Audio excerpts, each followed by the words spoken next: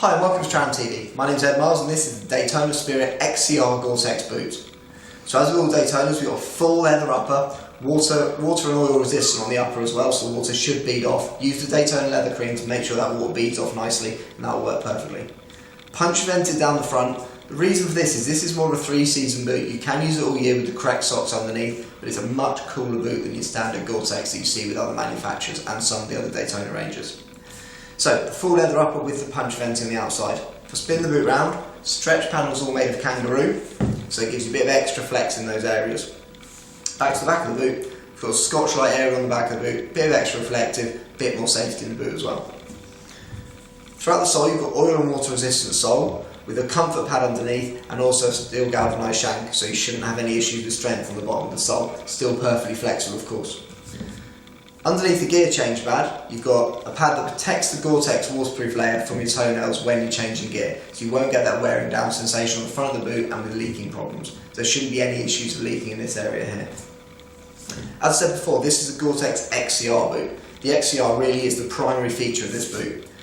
The Gore-Tex on the inside is extra stretch, so it's 25% more breathable than your standard Gore-Tex you get in many other Gore-Tex boots. You also lose the thermal layer so that you get even more ventilation, you get even more breathability. You're not going to get that warm feeling with this boot. It's a much cooler boot, much better for summer riding, hot weather touring, but somewhere where it might rain. So you're riding from the UK all the way down through Spain, Morocco, any of those sort of conditions, you're going to get a cooler boot that's also going to be waterproof.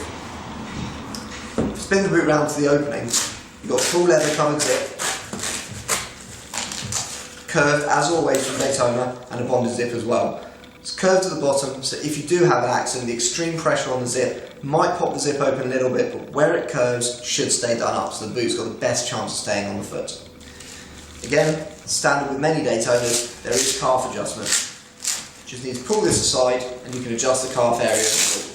If you do have a larger calf, there is adjustment there, so you should be able to get the boot done up over any calf without any problems at all.